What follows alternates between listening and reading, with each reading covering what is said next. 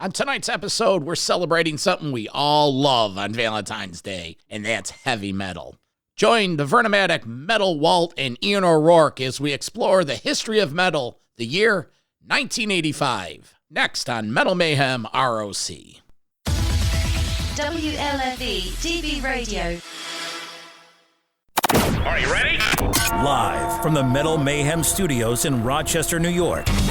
We are gold.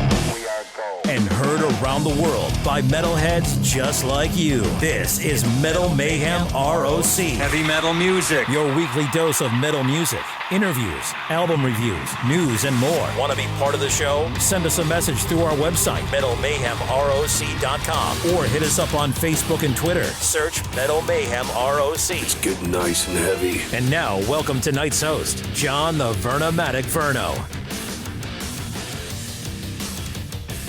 Good evening, everybody. Thursday night, time for a brand new episode. We invite you to visit the metalmayhemroc.com website. That's your one-stop shopping for everything related to the podcast. There you'll find direct links to Spotify, Apple Podcasts, and Stitcher. Do us a favor, download some past shows, rate, review, and subscribe. Recent episodes, we had Nigel Glockler of Saxon last week. We had a special Johnny Z of Megaforce tribute show with Carl Kennedy of the Rods. And a couple weeks back, we had Tony Martin of Black Sabbath fame, his new solo album. Sign up for our email list. This is our way of staying in touch with you with weekly updates on new shows and free giveaways. Exciting things in the Metal Mayhem ROC camp. Tonight, we're continuing our History of Metal series, the year 1985. And we're also, this is the first episode where you could watch this on our YouTube channel. Just simply put in Metal Mayhem ROC in YouTube, and we've segued into that platform. Now you'll be able to watch these shows on the channel. You'll get to see what I look like. Metal Walt, Ian O'Rourke. You know, we do our best to build up the show and make it bigger and better every year. Let's see, our media partners. Monday nights, I have a live radio show on Metal Devastation Radio. And on the weekends, our friend Mark James, longtime broadcaster of metal shows. He has two kick-ass shows. Friday nights, Metal Mark's Vault. And Saturday night, Metal Mark's Audio Aggression. So again, go back to the website, metalmayhemroc.com, and links and info on all of these platforms are right there. So we're going to take a little break, a little word from one of our sponsors, and then we'll be back with Metal Walt and Ian O'Rourke and myself for the History of Metal 1985. I'm the Vernomatic. This is Metal Mayhem ROC. Hey, what's going on, listeners of Metal Devastation Radio? Vernomatic here, inviting you to get those horns up and to join us live Monday nights, 6 to 9 p.m. Eastern Time for Metal Mayhem ROC Live. We crack the vaults open and play the best of the metal from the last 50 years. Get in the chat room, meet other bangers from around the world, send me a request and I'll get it on for you. That's Metal Mayhem ROC Live with me, the Vernomatic. Monday nights, 6 to 9 p.m. Eastern Time, right here on MetalDevastationRadio.com.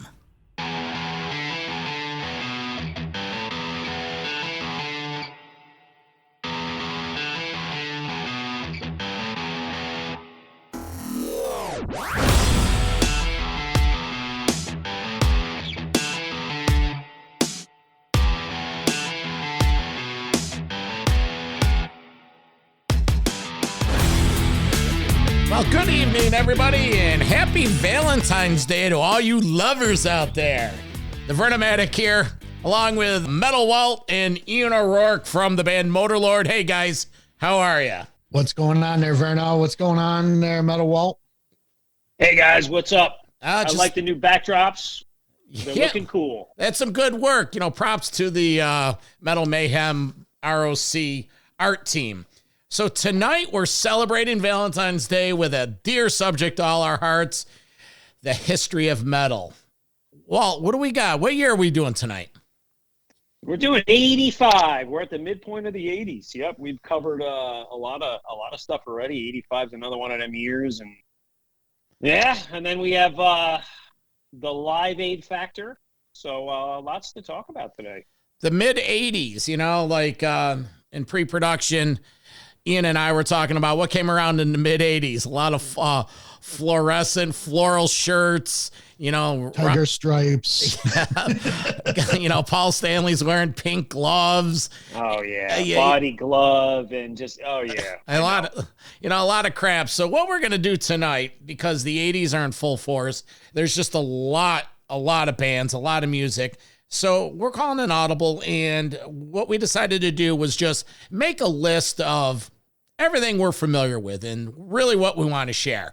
We're not going to be here all night, but we are going to interject our opinions, our emotions, and our takes on some of these bands. So right off the bat, I'm going to get things started with possibly, let's call them the old guard and the bands that have been around a while. We got AC/DC releasing Fly on the Wall. 1985, they're, could say, going through the motions, not really much there. That album, Fly on the Wall, I think it starts with that cartoon cover, got a little, goofy, if you will. Mutt Lange isn't producing. Malcolm and Angus are still trying to do that. It had a couple songs, Sink the Pink, I think the title track, Fly on the Wall, and a couple other ones really wasn't that memorable. Aerosmith doing Done with Mirrors. Again, this is the spinning of the wheel period before they got into the later 80s with the pumps and Get a Grip and all that. And Ian, right off the bat, you said you had a problem with the Aerosmiths later on. What was your beef with Aerosmith in the late 80s? Well, the biggest thing that really annoyed me with Aerosmith was the introduction to outside writers and ghost writers. They kind of stepped away from being the blues-based hard rock band with that kind of streety, they shared that kinship with the New York Dolls early on, with some of that, Rolling Stones mimic. And they lost that. They lost it huge, and they didn't try to retain any of it.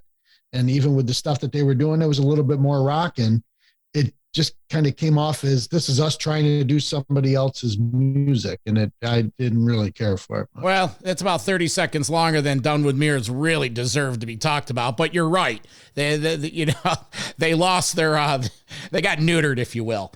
Let's see, that's really about it. We're going to concentrate on the big guns. So I'm going to send it over to Walt and have him start off. Any ideas about 85? What was your, what were your go-to releases in 85? Well, since we started talking a couple of minutes ago about the clothing of 85 and all the Miami Vices and all that crap that was on TV, right? But we loved it all, right? We lived it and we loved it, right? So let's just get on. I don't know if I loved it. I lived it. Well, we loved it at that period. So yeah. We didn't know any better. Kiss releases Asylum, right? And come on, guys, what can be more absurd than the artwork and the cover of Asylum? I mean, that thing was really pathetic. It looked like freaking transvestites with purple and blue and pink lipstick on. It was like caricatures of them. I mean, it was just really, really bad. However, the album, I mean, okay, it is what it is, right? I feel like most of those 80s albums, the one prior, and then, Crazy Nights, I feel like they all had a couple good tracks on there, but nothing really long-lasting. But, this album, I don't know, it was good to me, at least there was 3 or 4 songs that were good to me. I mean, who didn't like Tears Are Falling? I think it had some good guitar work, and the video was cool. Paul Stanley kind of doing the whole, windshield wiper thing at the end, and, Who Wants to Be Lonely and All Night. I mean, they were pretty cool tracks, but, in general, it fell flat. It was just kind of like one of them albums. It had 2 or 3 decent tracks, and then it kind of went nowhere, and they would just stay in this formula for a while. But again, like I said last episode, everybody loved Kiss in the 80s. They were back. They were a new version of the band, and they were cool again, doing arenas and that stuff. So it was hard to really argue that this was a flop by any means, Well, tell you the truth, I liked that earlier period, Creatures of the Night, Lick It Up, and Animalize. I thought those 3 albums had some balls to them. Mark St. John on Animalize was fantastic guitarist. Those songs still had balls, but like when you talk about Asylum, all right, Up All Night, that's a terrible song. Tears Are Falling. And I disagree with you. I'm like, I don't think Animalize was anything special. I think it's kind of all cut from the same cookie cutter mold. All 3 albums, in fact. I think that and Crazy Nights, all cut from the same mold. 2 or 3 good tracks in the album, filler. I forgot about Crazy Nights. Maybe that's the one I'm thinking about. That one was terrible. Crazy Nights was god awful. We'll just skip over that when we get to it. All right. Well, all right. Enough of Asylum. That wasn't really happening. Well, let's go over to, and this is going to take even less time. Bon Jovi. Never a fan. I give him props for how he started, writing that killer song, Runaway, in the middle of the night as he was cleaning the studios of a 17-year-old, but never a big fan of the band. Ian, give us a little background on this. And remember, not a lot. No, my girlfriends, I had 2 girls that I dated in high school. Both of them loved Bon Jovi. So I heard a lot of it. I mean, In and Out of Love, I mean, is it the worst written song ever? No. There were a couple of, songs that they had off the album that were, kind of floating around at the time. I really had I didn't have any big love for Bon Jovi. I didn't, there wasn't enough oomph for me, especially coming from Van Halen. Sorry. I just, not enough. Agree. I couldn't second your opinions. I think, being a Jersey guy, they were all the rage. I mean, and this, just when you hear the album title, 7,800 Degrees Fahrenheit, you think back, oh my God, that was Bon Jovi, the beginning of their heyday. And then you go look at the album and you're like, well, there was no hit song really. Yeah, In and Out of Love, Tokyo Road was okay. But the rest of it, it was just them kind of growing up the ladder. That was really it, and getting a name for themselves. What was it? The product wasn't great. No, the product wasn't great. But was it the hair? Was it the look? Was it the JBJ smile? That had to be it. Yeah, I think that the mayhem that ensued from them was all, and it, you liken it to something like Donny Osmond or Leif Garrett back in the 70s. These guys were out there, they looked good, they're cute, the girls were going crazy. At least from a guy perspective, there wasn't enough integrity in the music. It was all about writing a pop song, which is not always a bad thing. No, made him a rich man and toured the world, and and it's the story. In Jersey, they were the story, right? Because again, we're in the biggest metropolitan area in the country, right? They're kicking on the heels. He's friends with Springsteen, same neck of the woods, right? They grew up in the clubs, and they're the hard work, middle class guys that work at the factories, and everybody loved them because they rooted them on for that. They were basically just copying the script of Bon Jovi, no offense. And that was part of it. Well, all right, JBJ to the bench. Ian, your turn. What's on your list? What do you want to talk about? I want to talk about a band that probably is near and dear to all of us, would be Dokken. Okay, Under Lock and Key was probably one of my, to this day, I still listen to it. Probably one of my all-time favorite albums at the time. Being a guitar guy, being into all of the peers that were around with Eddie Van Halen or through that scene and the guys that everyone talked about, I went apeshit for this album and I loved it from top to bottom. There was not, you got to deal with the ballads. They were all putting them out at the time. They were trying to show the other side of their creativity. But I thought that these guys were just the shit, and they were one of the bands that were on the top of my list. And this album, I can remember, I think I almost wore the tape out because I would play it so much back in the day. Walt, your take on Dokken? Yeah, I would agree in hindsight. I think in 85, I was, if I can be honest, I was still cutting my teeth more in the Police and the Eric Claptons and the Springsteens, and I don't think I appreciated an album such as this till later on. But when I look back at it, there's great songs in it. My take on Dokken, I was a little more neutral on him. I happen to just see them because they're opening for bands. Not really. I honestly think they're nothing more than a B-list band. I never really thought anything more than of them. George Lynch, sure, George Lynch is George Lynch, but I never really got on the Dokken bandwagon. I'm not totally dissing them. I just never really got into them. I think they were that, you know, we talked about it, the rat type bands. They were lumped in with the hair bands, but they were really not hair bands. They just had the image of the hair band. Well, and it was almost like cool to like them. Like it was not cool to like Bon Jovi. It was not cool to like Slaughter. No, fuck Bon Jovi. But it was cool. But it was cool to like Dokken. You know what I'm saying? Yeah, I liked Rat more than Dokken. I did too, but you know, like if you had to say, okay, let's get at it, right? Winger I thought was gay, but they're a good band. They're great musicians, but you don't realize it when you're a punk kid. Yeah, you're goofing on them. Yeah, right. Yeah. And you're like, oh, I can't like Winger, I can't like Bon Jovi, I can't like Slaughter, but I can like Dokken and Rat. I made a comment when I was having pre-show discussion with Verno regarding, the LA scene back in the day, and it was by this point it had gotten very astute. It was, you were either on this side, which was the glamier side, or you were on this side and you were the heavier side. But some of the heavier guys still had to kind of they still kind of kept with some of that California image. And Dokken was one of those bands. When they did that, Rat was another one. You know, they never got fully glam. They were a little more sleazy kind of looking. Yeah. But they kind of still, they towed that line, probably because they had all the chicks going to the shows. I mean, that's back in the 80s. Everybody did it for the chicks. I'm sorry. They did it for the chicks and the drugs. That's it. And, Ian, you're a musician. He's from the band Motorlord.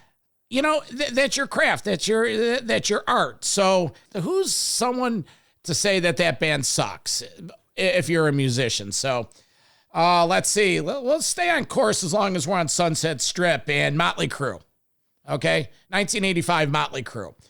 Like we started this episode, fucking pink outfits, the Crew on Theater of Pain. I liked what you said last night, Theater of Pain.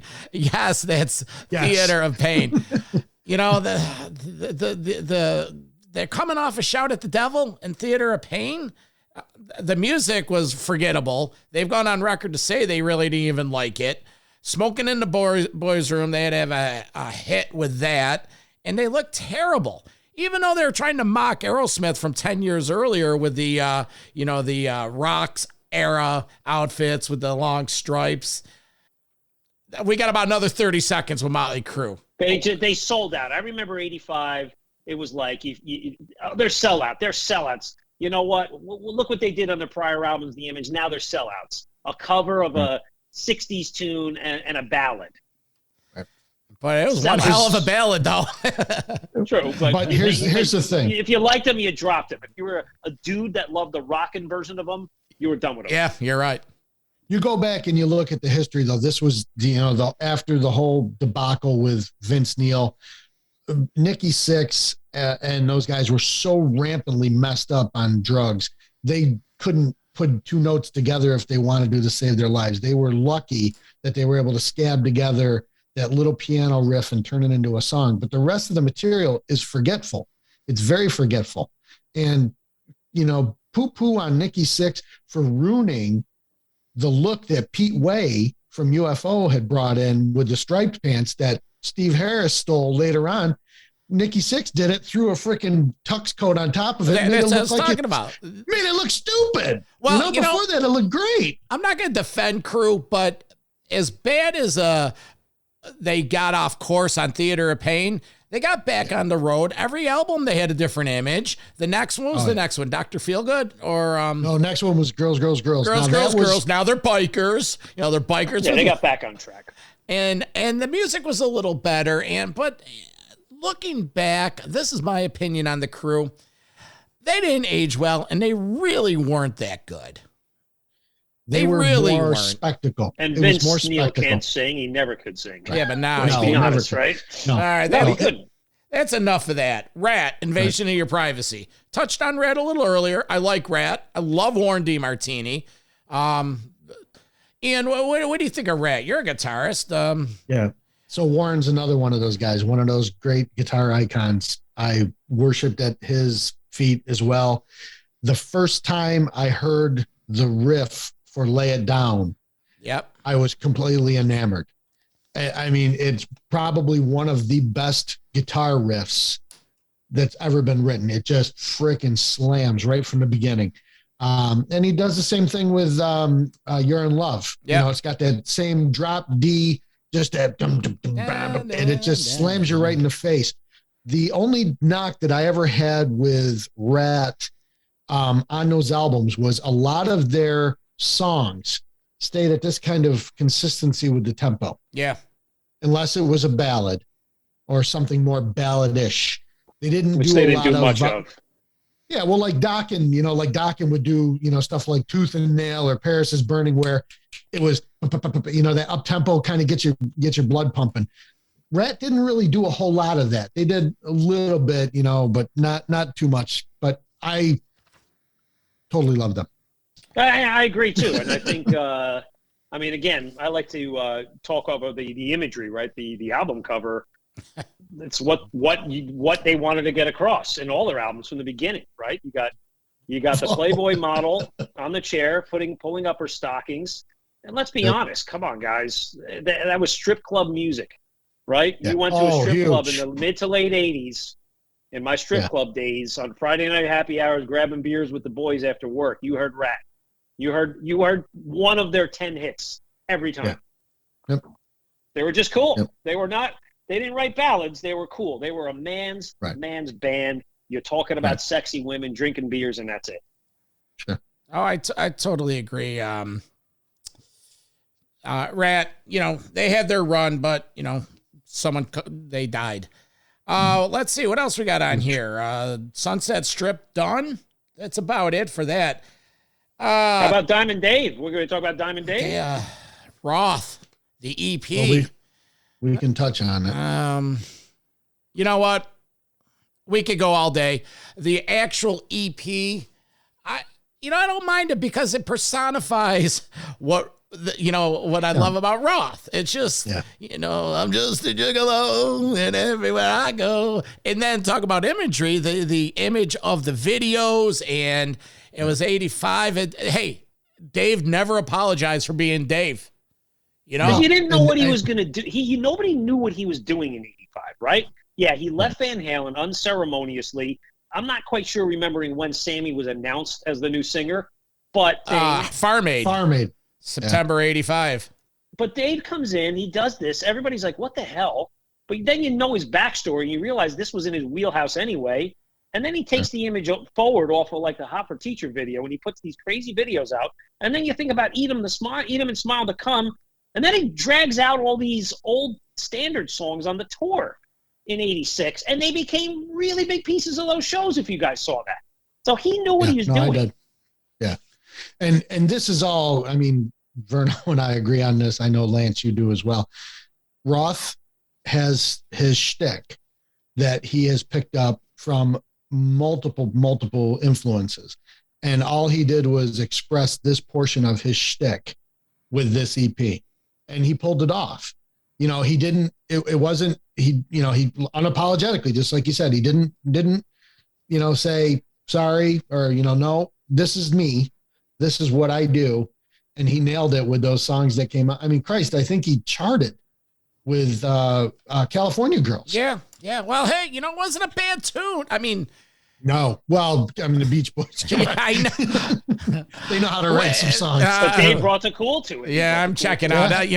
I'm a Van Halen nut swinger, so he could have whatever. But 85, Dave was still, still Dave. Let's see. What else? What do you got? Well, what's on your list? What do you want to talk about? Let's change gears a little bit, right? Let's go live albums. All right. We have 2.5 on here. We'll start with the first one. We'll touch on Iron Maiden, Live After Death. The double live coming from the Power Slave. Maiden at their absolute pinnacle. This was in fine Maiden fashion. Everything's over the top. World Slavery Tour. couple hundred shows, and then 4 nights at Long Beach Arena at the end. Double live album. I think it's great. I fucking love, we all grew up on Live After Death. It's, again, them at their pinnacle. Rhyme of the Ancient Mariner, Children of the Damned, Power Slave, 2 Minutes to Midnight. It's a rundown sheet of their greatest hits. Ian, what's your take on it? I know you have itching over there to talk about them. Well, I mean, because I've gone on record before, Power Slave from Maiden, that's my favorite Maiden album. They played a lot of the great stuff from that album. Plus, a lot of their other great material. But, I mean, there's nothing like Maiden live. You hear them in the studio, and they've got the magic, but you can shine a turd a little bit, with any kind of band in the studio if you got the right, engineer and producer. Hearing them in a live context, that's the cool part about it, and that energy that they bring at that time. That's why I think Walt had mentioned it before. Going forward, when you kind of step out of the 70s from, the Kisses and some of the albums we've seen, going now to these guys, I mean, this is a have to have live album. If you're somebody that's into live albums, you got to have it. And plus the video, it's like you have a video tutorial to go along with it. And they did it cool. Yeah. They had a little different media on the, back then, the VHS. So, Maiden's always over provided, they've always gone that extra route. I never ever have a problem with bands that capture tours and release live albums. People have always bitched, another live album. It's like Maiden, throughout their career, they go on a tour, they do a live album, But back then these were gems back then. They weren't done like Rush put one out every other tour, a DVD, right? These were special. Live After Death was special. Yeah. And I mean, come on, it's now even, Stream from Long Beach, that's like synonymous with that recording. I mean, I've seen Maiden. I saw Maiden on the, I can't remember what tour, the 2000 tour, and up in Scranton, PA, and he just decided for the night he was going to call Scranton, PA Long Beach. I have the bootleg. And it was just funny. He was in a jovial mood, and he was playing around with Tonight We're in Long Beach. That's how much of an image that album made. Right. Another live album from the same period, Scorpions, Worldwide Live. Remember Worldwide Live, Ian? Oh, yes. Well, you were looking at me like I had 16 eyes. The thing I remember the most about it was when they were actually showing the live video stuff back in the day with MTV, seeing them showing actual live video captures for Worldwide Live. I still to this day can't recall seeing a concert video for Worldwide Live, just the album. Did I miss something along the way? I think you might be correct. I think you are correct. But I can remember, but I can remember them showing. You're right. This may be a personal reflection because at the time, I was a big Scorpion fan. I started seeing him in 82, but me and my buddies were into it. I have a real good friend that's a huge Scorpion fan, and we used to go back and forth. And we saw the tour 2 or 3 times. Saw it in Rochester. Yeah. We went to Syracuse later in the summer, and I remember the Syracuse show, we had the arms over the rails because back then you could go general admission. So maybe I have it burned into my head that I saw it several times, and that sort of... Hold on, fact check. We're all wrong here. A VHS was released at the same time with the footage of the Scorpions World Tour. So we're all wrong. Okay, well, it was mid-80s. So that must be where they captured all of those videos that they showed. But you guys got to remember. I know that Verno has gone on record that he wasn't as big, but Walt, you and I, it's a little closer to our age bracket with the MTV thing. All of those MTV in concerts, the Scorpions was one of them. They'd have those half-hour shows where they'd lump in, 4, 5, 6 songs. They did it with Dio. They did it with a lot of the bands. One of the other bands we're actually going to talk about, they did it with as well. But that's what I remember the most at that point. Who's the other band we were going to talk about? You said you just. Are we going to talk about Open Fire by Y&T? Well, yeah, we got a couple. We got Open Fire. We got Down for the Count. Another classic live album. All right. Well, you got 90 seconds. So what do you got? Dave Meniketti on fire with his Les Paul ripping through that Marshall stack.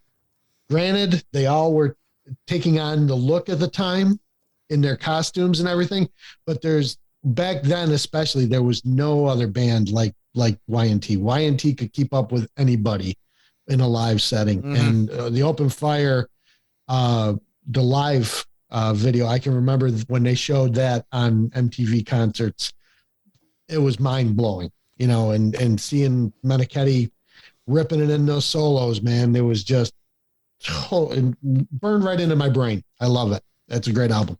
Well, you and Y&T, you go back, don't you? Yeah. I couldn't agree more.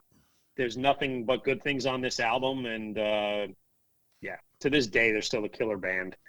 So, yeah, enough said. I think we all agree that's an A+ effort.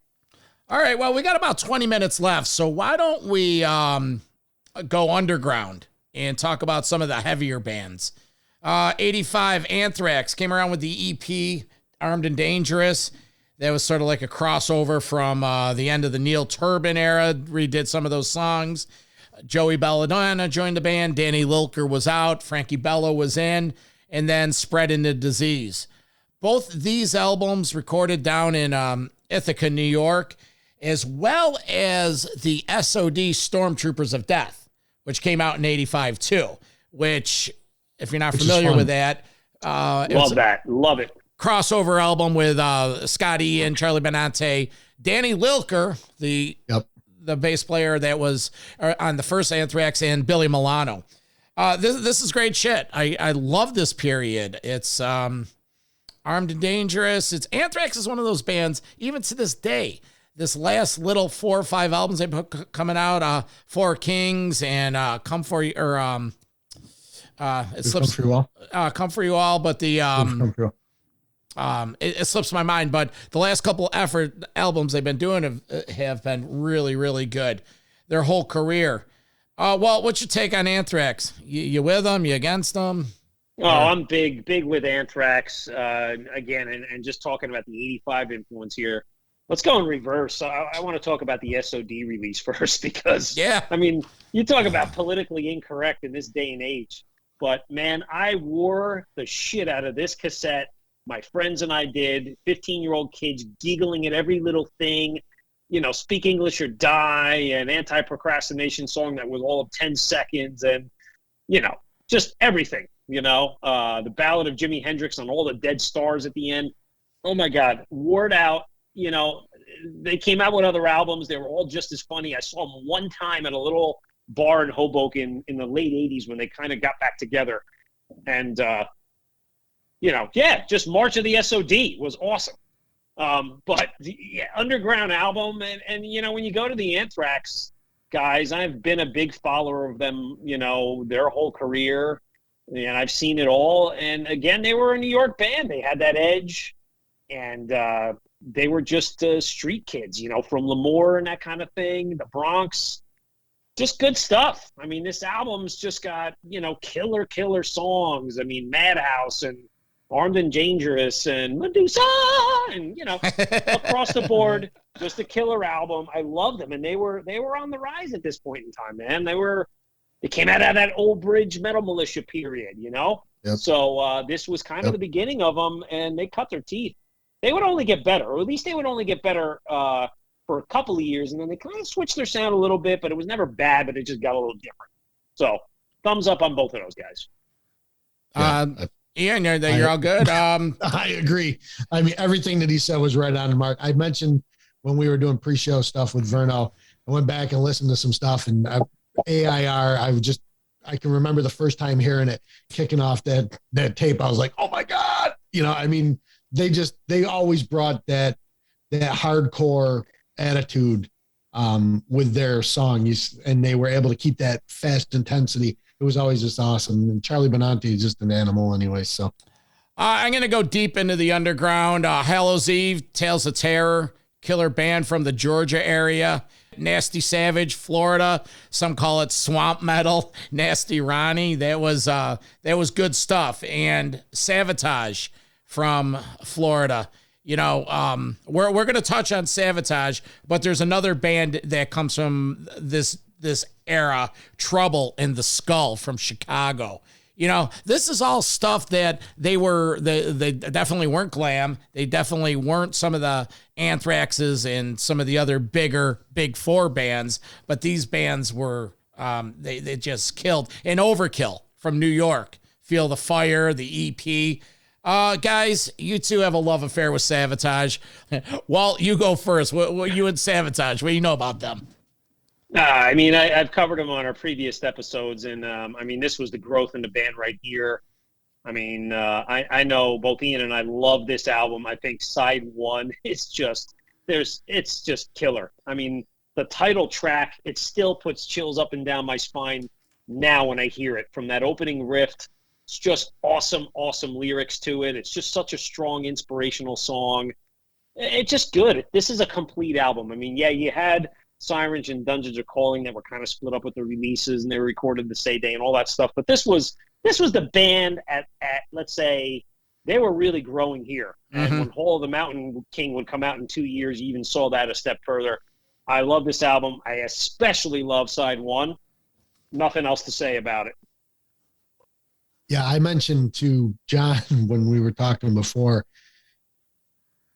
they're one of those bands, say like maybe an Armored Saint, say like, you know, a handful of other bands that came out at the time, that if you didn't know that they were from the States, you would think that they were from the UK or Europe, because they had such a unique metal sound. You know, they always had that dark minor symphonic orchestrated, you know, type thing going on. Yeah. It took Paul O'Neill later on to help flush it out a little bit more, but the Oliva brothers, with the material that they were writing, and I agree with you, Lance, that the whole first side, this is one of those albums, you put it on, you play it, it's done, you start it over, you do it again. Yeah. It's just one of those albums. You play They it were through. the forefathers of power metal, as we talked about a couple episodes. Yeah. They may have been the band that coined that term, you know? Yeah. Or at least they were in that initial handful of, you know, of those bands that were doing it. Absolutely. Let's just finish up the underground, if you will. Exodus, Bonded by Blood, probably the 4.2 of the big four. You know, from the Bonded by Blood, that's just their best. It's killer thrash right from the start. Megadeth, Killing Is My Business. Outside of the production, be a little sketchy.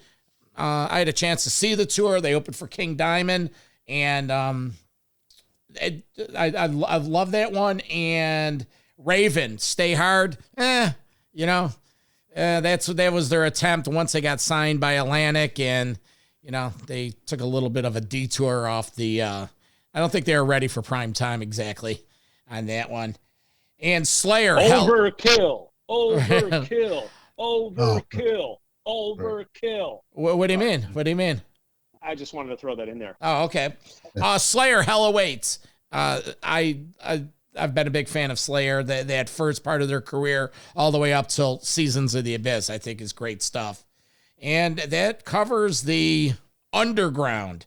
So, staying on the streets of New York, Twisted Sister, who is a pulse on.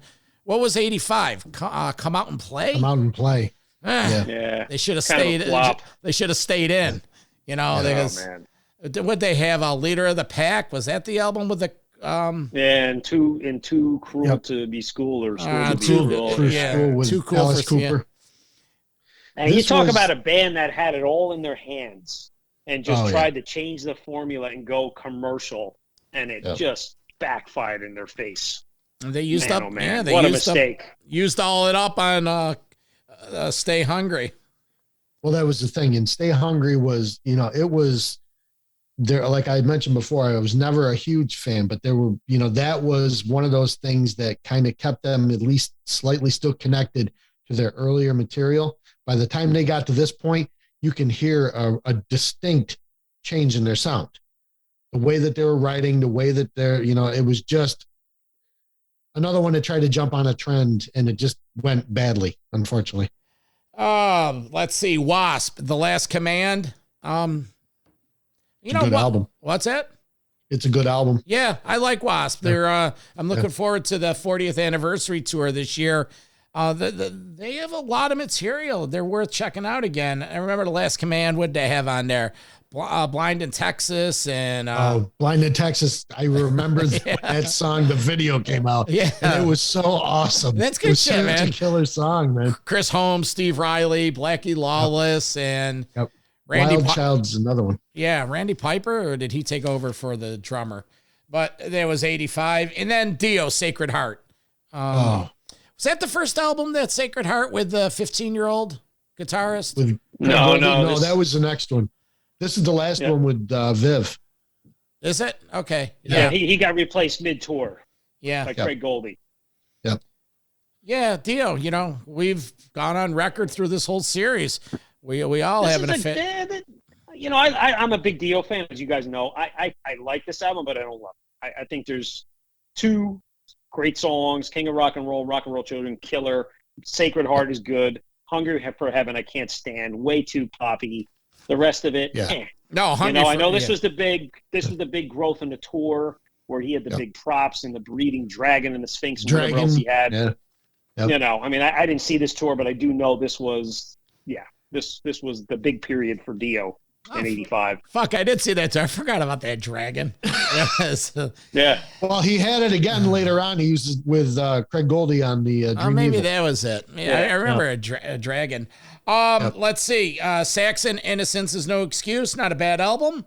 It was a little, that was just like with the Raven thing for me. They were starting to try to follow trends. Yeah. All right. I'm going to clear the stage right now, and I'm going to give it over to Metal Walt, because we're going to go Rush, Power Windows. Okay. Yeah. I'm going to set the clock. You get 3 minutes, and I'm going to give you all my time, because, I love Rush, and in 85, I love all Rush. So I don't think I ever said that I didn't love Rush. No. Okay. Not at all. But, Power Windows, your take. What do you think? So this is I say number 3 in the series of 4 80s, symphonic keyboard era albums, right? This is the best, hands down. Signals is second. Like it or not, this album itself, for me, stands up in probably the top 3 of the whole Rush catalog. I absolutely love this album. I mean, there's a couple clunker songs on here, but for the most part, Big Money, Manhattan Project, Marathon, Territories, Middletown Dreams, Mystic Rhythms, love every one of them.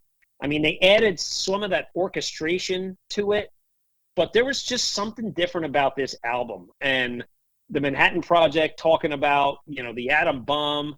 I mean, just the lyrical content and Neil's perspective in Marathon about, that life is not a race to the finish line. It's about the sprint and the pathway to get there. And you need to make changes on course. The compass, Territories. It had some wicked guitar in there. They even make a little joke about the world needs better beer. I just love this album, and it just fits from that period. But this was the best of the best in that time frame. And what do you think, Vern? You liked Rush then? Yeah, let's hear a little Getty.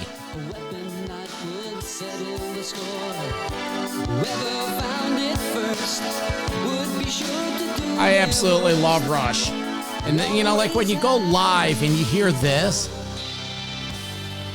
They carted out these songs on the Clockwork Angels tour. I went to opening night up in Manchester, New Hampshire in 2012, I think it was. And their set in set 1 was predominantly from the 80s albums. And I think they drew at least 3 or 4 off of this in set 1. And then they would sprinkle in different songs because they had 3 different set lists. And I do remember Getty and Alex saying they had this resurgence and appreciation for this period, especially this album, and they wanted to draw it back and play a lot of it on that tour, and then in a way retire it. So when they came back to the R40 tour, you didn't really hear anything from this album. But it lasted for them. Maybe they didn't appreciate it at the time, or maybe it was a little embarrassing, but they grew on them. Actually, to tell you the truth, I didn't appreciate it back in '85 when Power Windows came out. And, I'm looking at it and I'm like, well, what kind of album cover is this? But it took those later tours for me to go and see these songs performed live to realize how great it was. When you hear them in the live context, when they had done some of these performances, it's just like with some of these classic live albums. You would hear, let's say, Kiss. Okay, that first album, production-wise was kind of but you hear it when those songs are played on a live, and all of a sudden it's like, whoa, I missed that. And that's how some of these songs are too. I got 10 seconds left on Rush. We all love it. That's why they call it Mount Rushmore, right? Yep. All right, we got 5 minutes left. We're going to end with a little wrap up on the Live Aid festival, and there were some heavy metal connections there. Guys, you got any loose ends you want to get out there? Walt, you want to talk about Kicks, or Ian, you want to mention Yngwie marching out? I know that was a staple back in the day. I'll throw it real quick. I mean, Marching Out, second release, full-length release from Yngwie. Jeff Scott Soto singing his ass off.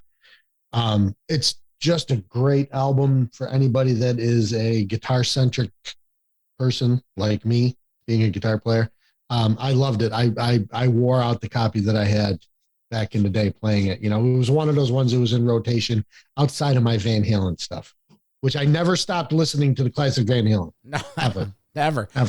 Walt, any loose ends, any bands you want to talk about, or you got... Real quick, before we get to Live Aid real quick, is just one personal one. I loved White Lions Fight to Survive, another album that was very underappreciated, and I really never really got to visit this album until they hit it a little bigger in '87, and I went back and bought this cassette, and it's just a killer album. I think Ian would agree. It's got all those elements of cool songwriting, good guitar playing, great singing, just a good album. I had to give it a shout out. But yeah, let's get on to Live Aid. So listen, what else is there to say at Live Aid? I mean, you had a global event taking place in London and Philadelphia, but forgetting all the bands, look at the reunions. The Who, and then Led Zeppelin and Black Sabbath with Ozzy, and then you had Judas Priest playing. I mean, what else is there to say? I can't remember exactly, but I think Sabbath went on at something like 5 to 11 in the morning, and Priest went on at 3 in the afternoon. It was like, oh my God,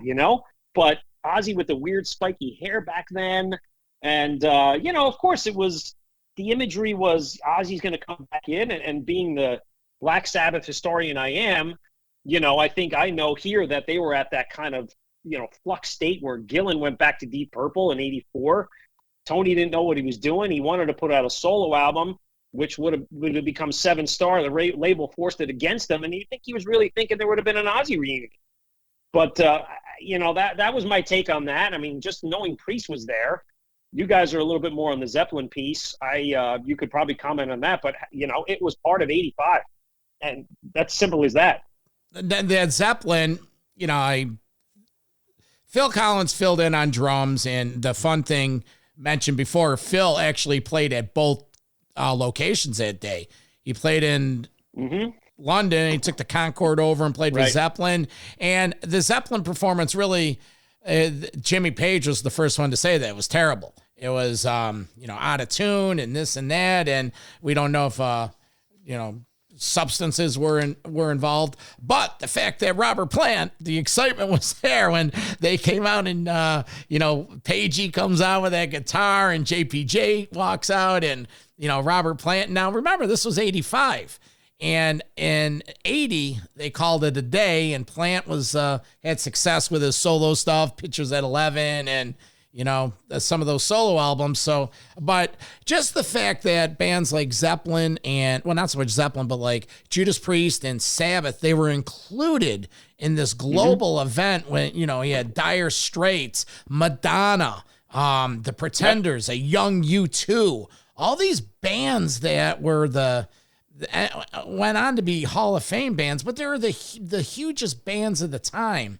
And it's just, back then metal was getting their due. They had respect, and it was an awesome event. And let's not forget the performance of Queen. We haven't talked about them a ton in latest episodes, but that was a period of time. And even the movie they did a few years ago, I mean, that was recaptured. That was a beautiful, beautiful 4 or 5 song set. And definitely worth a call out on this show for any hard rock fans. Ian, you got a take on Live Aid? I think I had mentioned to you sidebar before. I was not a big fan of the whole thing at all. I thought it back then especially was a big cash grab and a big advertisement for all of the big record mogul people.